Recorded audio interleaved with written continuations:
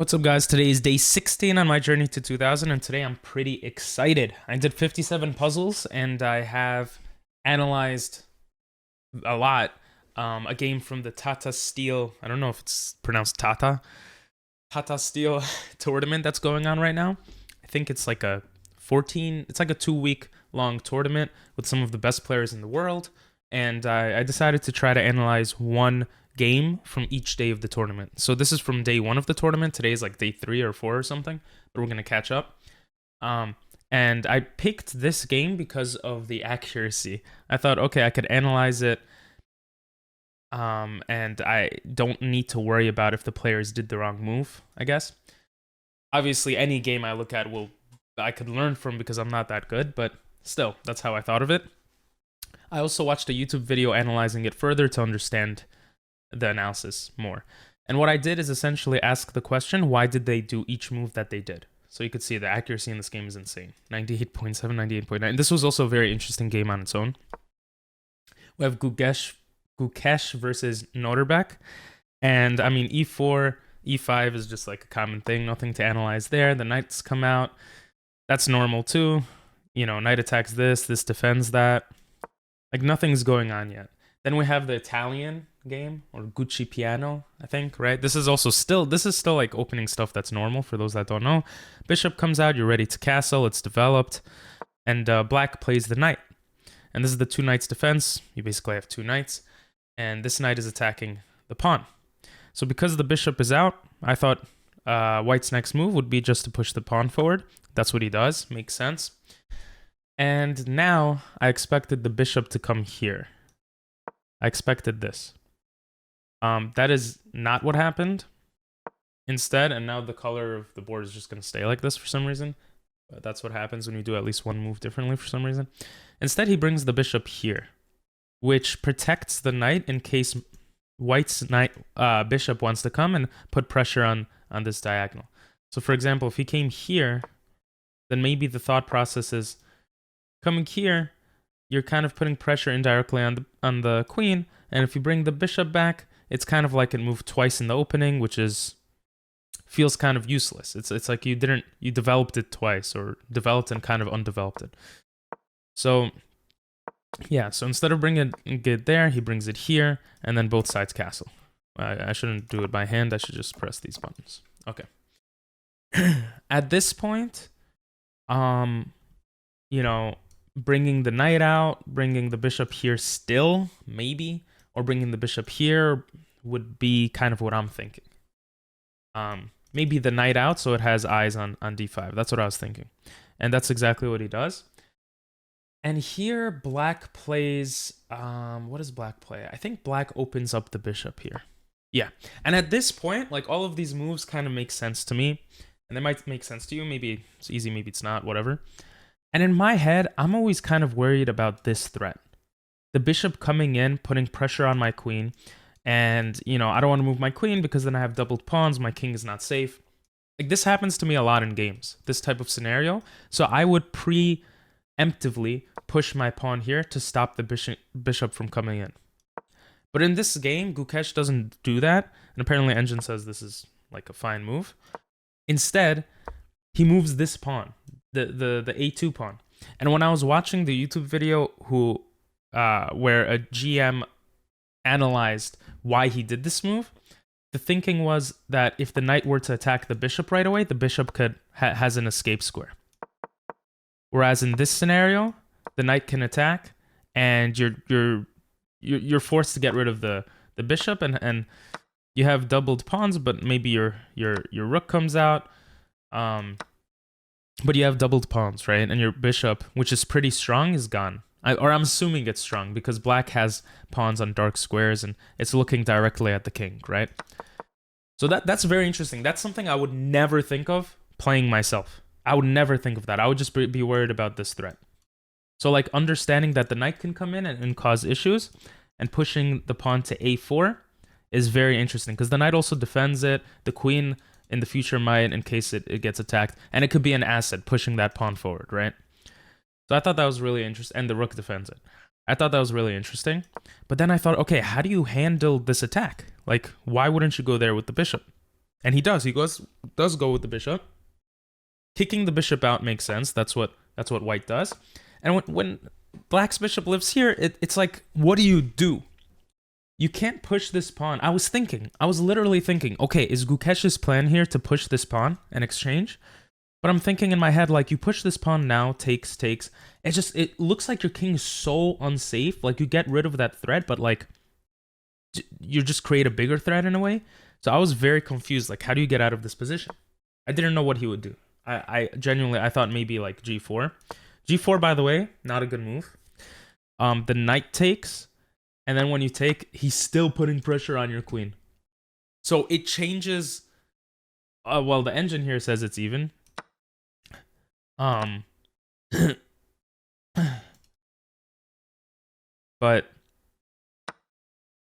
yeah, I don't know. I can't really understand how the engine works out its best move and stuff. I don't really understand it sometimes.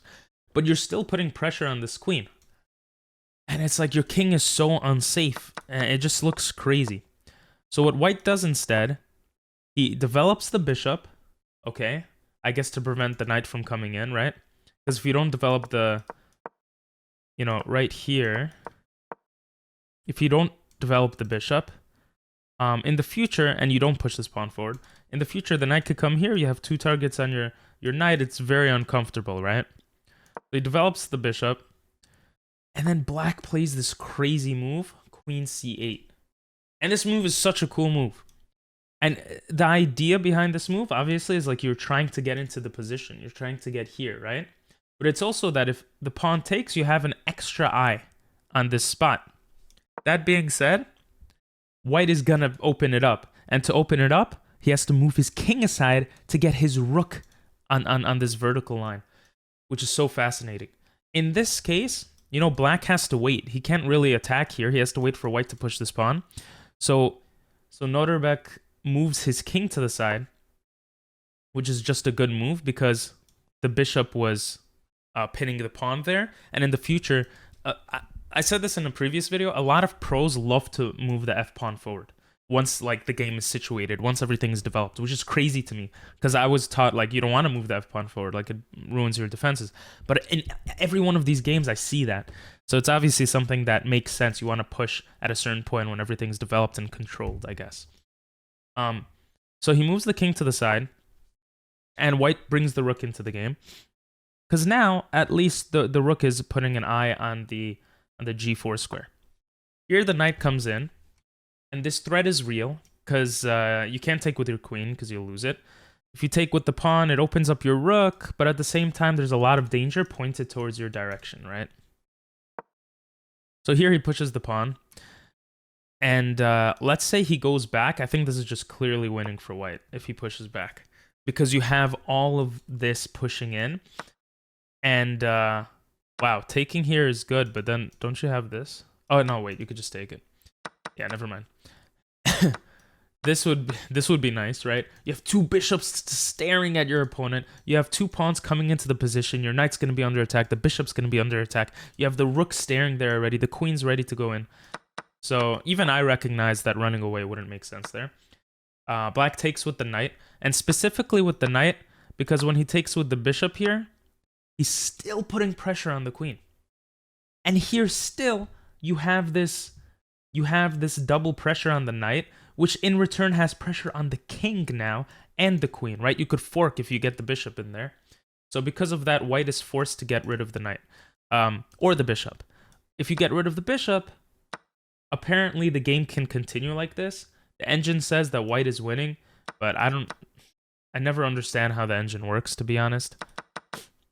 Or not never, but sometimes it's just confusing to me. So here the engine says if you take and the queen takes back and you take and he checks. Yeah, I guess you're putting a lot of pressure here and your king is relatively safe somehow. This is crazy. Oh, and then the bishop comes here and is able to stop this idea of the pawn pushing and breaking through. So, which is going to be a theme we're going to look at anyway. Instead of taking with the rook, though, the rook sacrifice, right? Bro, I'm just going to start looking for this because of Gotham Chess. Like, Jesus, the amount of times rook sacrifices are useful is just so high. But anyway, because of he doesn't do that. Gukesh takes the knight and then moves the knight, his own knight into the center here.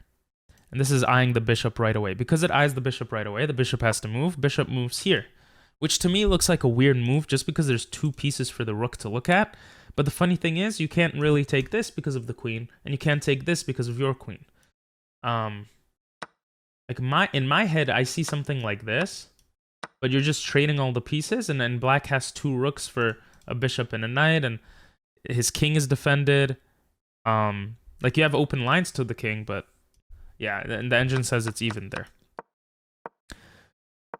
Instead of that, he takes this pawn, which is a very cool move. Also, I didn't see that I had to. I only saw with analysis. I had to click the next move to see what he does to understand, because I was thinking he would do some other move, like maybe the exchanges over here or something. But he takes this pawn, which is so cool because if the queen takes, it's a simple idea of you could take the bishop for free, and you're still threatening to take the other bishop. So in this scenario, he actually moves his black bishop. He moves his bishop back, which to me was like, oh my god, that's such a fascinating move. Again, I thought you just take this, and maybe not like in this order, but I thought, okay, something like this maybe. Like there's so much pressure coming here. The rook's gonna come. That the queen can't even get into the position. This is just super winning for white. So it makes sense that black didn't play that. But I didn't really see it. The amount of times that professional players, especially GMs, obviously, keep the tension in a game is like fascinating. Like instead of exchanging pieces, they'll keep the tension. And this move is such an amazing move because if white is not careful and white says, oh my god, look, a free piece, like you have checkmate. Oh, well, not in this case because the knight took, right? It protects it. But if it goes like, whatever, the point is that it was threatening checkmate. Coming back here, threatens check. This is checkmate, which is like, wow, that's so cool. So in this scenario, what does white do?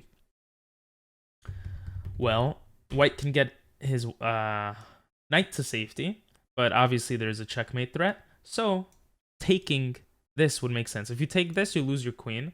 So taking with the rook makes the most sense, and that's what white does. And I thought of that move. And I saw this move as well. The black queen gets into the position, and then you defend with the knight. And I saw this before actually seeing what happened in the game. I saw these couple of moves, and I was like, damn, that's crazy. Like, the queen's going to get taken. And that's exactly what happens. And you take back. But the thing is, count the material, and it's super interesting. Like, you have 2 rooks for 2 rooks. Then you have a queen for a bishop, knight, and knight. Like, how crazy is that? Like, queen sack. Here, the rook attacks the knight. This also gives him access to this pawn indirectly. The knight moves here. Now, in my head, I thought the knight would move here, just to get closer to the king and to all the action. But the reason why this doesn't work is because when the pawn pushes, things get complicated. And you can't do a certain move. So I'll show you the certain move. If the knight comes here, and we kind of alluded to this earlier, and the pawn pushes, you have this beautiful bishop move. Maybe not now, but at a certain point, you have this beautiful, something like this. You have this beautiful bishop move that just attacks everything. So he kept that line open by moving his knight to the left side instead of the right, to b5 instead of d5, which is like super fascinating to me. The pawn pushes anyway, because what else are you going to do as black, I guess? It stops the rook from kind of watching over the horizontal here. White takes back, and here the engine says rook d to g1 is best. I guess putting more pressure here. But at the same time, it says it's neutral, both moves. So I don't understand how it could say one is better than the other. If someone understands how that works, please let me know. Anyway, he takes the pawn here. And then black pushes this pawn. He wasn't able to push the pawn before because the rook was looking there. It's like so interesting how all these things connect. And the idea behind this is you want the bishop to take, so you could take this pawn and get into the position. You're on the 7th rank. And that's exactly what happens in the game. Here, the rook comes back to defend this pawn. And the idea, like, you're definitely going to lose the pawn, right? The queen comes here to target the pawn, and this pawn is going down. But white places his bishop here. And this is super cool because it stops the progression of this pawn. It protects this pawn and this pawn, which makes it hard for this rook to get into the game for the time being. He takes anyway. And here's also an instructive moment, I think, for me and maybe some of you guys. Instead of taking back and you let your opponent take you and you take the pawn, right? If you take back here, this pawn is protected. And that's exactly what happens in the game. He takes this pawn, lets the opponent take the rook, and then takes back. Here, the queen checks a couple of times. There's some moving. It looked like it was going to be a draw. And then Gukesh goes to f1. The black queen targets the knight. And the knight comes here to defend this knight. And this is a really cool move because if the knight got out of the way, this pawn gets targeted. Everything is defended here. All of these pieces defend each other. Nothing defends the rook, really, but the king is right next to it, potentially, right? Like, really cool. Here, the pawn pushes, I guess, to open it up so there's no back rank mate ideas, but also to kind of cut through all of this. And I think here he goes rook c1, if I remember, yeah. And I didn't expect that move. And the idea with rook c1 is that a few moves later, by the way, he doesn't take with the bishop, he takes with the knight. I actually don't know why he didn't take with the bishop. Because when you take with the bishop, well, actually, I do. I'm sorry. My initial thought when I was analyzing it is like, why would you take with the bishop? Why wouldn't you take with the bishop? Because it stops the queen from taking the b2 pawn. But the idea with taking with the knight is that if your opponent is not careful, the idea is to bring this rook to the back rank as well. If your opponent is not careful, you could do something like this. Defend with this knight, and if they're just getting happy with the pawn... Oops, I had an alarm. If it just gets happy with the pawn, you have this crazy move. Why is it crazy? This is checkmate. The bishop protects, and the knight covers the escape square. That's some crazy stuff, and these guys are professionals, obviously, and they both see it. So they end up not getting into this position. Instead, they just repeat moves here. They recognize neither side can make any progress in the position. So that was like a really cool game. I learned like 3 or 4 big things. Hopefully you guys learned something too. One is like keeping the tension. Sometimes you could even move the bishop backwards like that. Another thing was how you could create threats even when it looks like you're under threat. Which I know these things, but seeing it in action makes it so I feel like in the future, my pattern recognition will get better. You know? So, the fact that you don't move this pawn right away. You don't preemptively move this. You move this to stop the knight from going in. I think that's like fascinating to me. Moving the kings aside to bring the rooks in. There's just so many cool stuff. Like, some of this stuff is going to be very hard for me to understand, but very, very fascinating game, in my opinion. Like how easy it is for pieces to get into the position. It's very cool. So I hope you guys enjoyed. That was day 16. I basically just super analyzed this game. Did 57 puzzles. And yeah, I'll see you guys tomorrow. Have a good one. Bye-bye.